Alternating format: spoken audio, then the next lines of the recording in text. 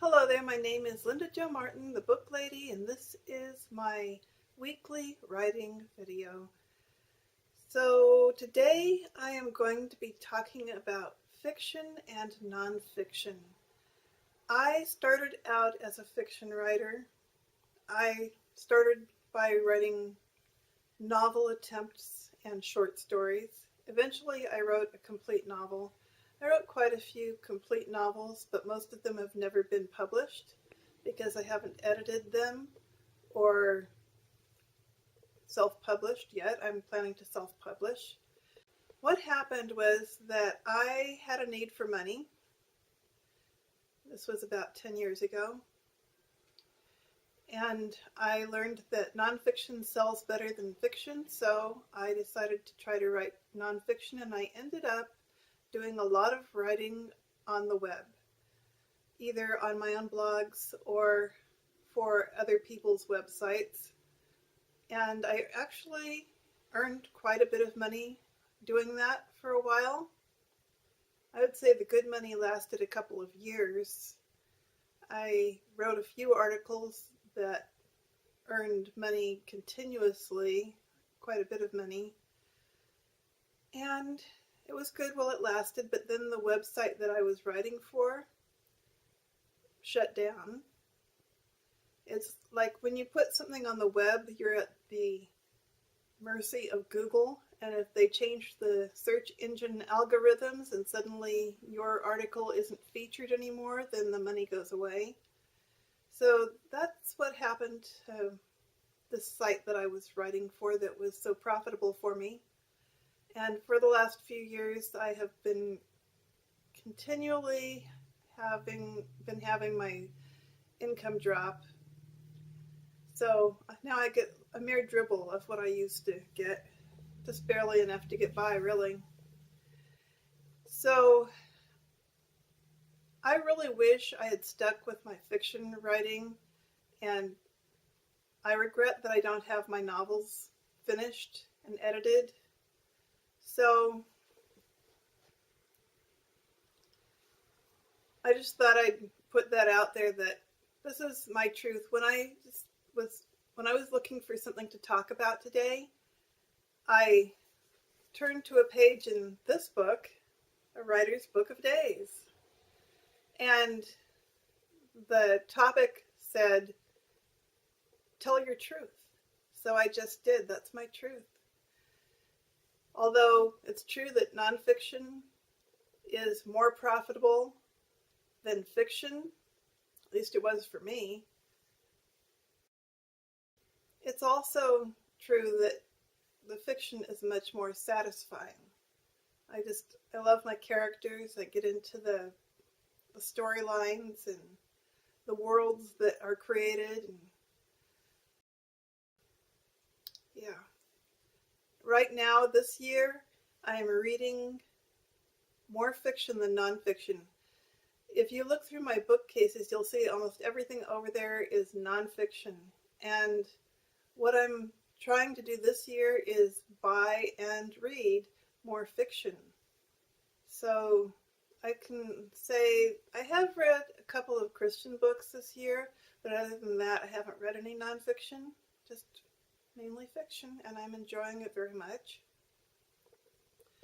So with all that said, I'm going to head on into the second part of my video, which is to read a story, one of my flash fiction stories. For those of you who are not familiar with my writing videos, once a week I talk about some writing topic for a few minutes, and then I read one of my flash fiction stories, because this year I am writing flash fiction so that I can gather all my short fiction together in a book at the end of the year.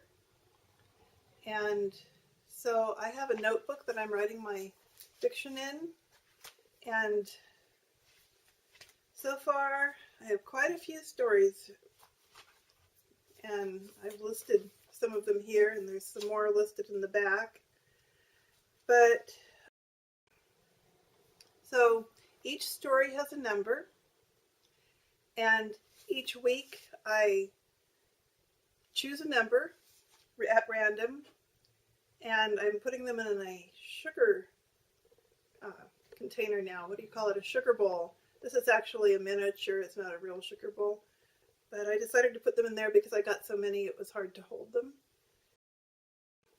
So I'm going to choose a number out of the sugar bowl and read you the story that corresponds with the number that I choose.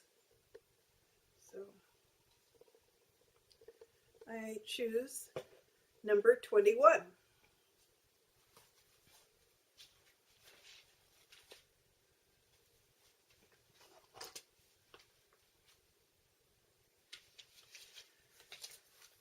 So first of all, I'll read you the quote on the back of the number, like I usually do. Trust your own instinct. Your mistakes may as well be your own instead of someone else's. And that is a quote from Billy Wilder. I do not know who Billy Wilder is, but I like what he said. Okay. The prompt for this story, all these stories are less than 500 words, it's very short. The prompt for this story is write about saying goodbye. So, my story is titled Goodbye Hello. Nothing says goodbye like a good divorce decree.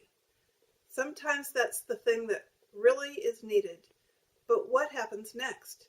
She left the lawyer's office feeling free, feeling empty, feeling at a loss for a future, directionless.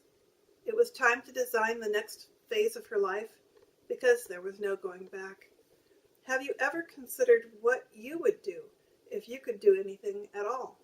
That's the situation Leandra found herself in, sitting in the front seat of her Suburban in a parking lot in Redding, California, so she drove across town, bought a guitar, and headed for the hills. She stopped at Burney Falls. This was in the days before it was a state park. She walked down a steep and narrow path of slippery dirt to get to the falls and stopped beside a lucky poplar to rest in the shade. She wrote her first song, a song of freedom, of joy, and refreshment. She scribbled the words in a pocket notebook and turned to climb the hill. Halfway up to her parked Suburban, she saw him, a man with a lively German shepherd on a leash. He reined in his dog for her safety, to let her pass. She smiled warily. "Good day for a walk to the falls," he said. "Excellent," she said, glad to be heading the other way. Would she ever trust a man again? At the top, she got into the Suburban and recorded the song on a tape player and left to drive into Burney for dinner. She was about halfway through her sandwich when the same man she had seen at the falls entered the cafe. He turned and looked at her. "What a surprise to see you again," he said. Leandra mumbled something unwelcoming. She was not surprised. He saw her Suburban at the falls and then saw it parked in front of the cafe. Now he was here to try to pick her up. She wasn't interested, but he sat down across from her anyhow. "Nature abhors a vacuum," he said. "Well, isn't that nice?" she replied, trying to be polite. "I can see into people," he explained. She supposed he wanted her to be curious and said nothing. "When I saw you at the falls, I knew we would meet again." She choked on her milkshake and nearly spit it out at him. This time she couldn't reply as she held a napkin to her mouth. She was expert at spotting bad pickup lines. "You don't have to believe me," he offered, and then the waitress was there taking his order for salad and tea. Leandra put down her sandwich and prepared to go. "Wait," he said. "I wait for no one," she replied, and stood up. "I'm glad I met you," he said. "I'll pray for you." "Thank you," she replied. "I'll pray for you too." She returned to her Suburban and wondered which direction to go to. All roads were open to her. She could go to Mount Shasta or to Lassen, to Alturas or to Nevada. She realized the choices were endless. Then she remembered her promise to the man in the cafe and started to pray. End of story. So now we know about a day in Leandra's life. So I get the prompts for my short stories out of this book, a Writer's Book of Days. And at the end of each of my writing videos, I turn to the list of 30 suggestions for writing by Jack Kerouac. And it's in this book on page 18. It's also all over the internet if you want to go look for it. It's called Belief and Technique for Modern Prose List of Essentials by Jack Kerouac. And we're on item number 11, which is that visionary ticks shivering in the chest. Let me try that again. Number 11, visionary ticks shivering in the can't even say it. Try again. Visionary ticks shivering in the chest. So I think that's when you really feel your writing.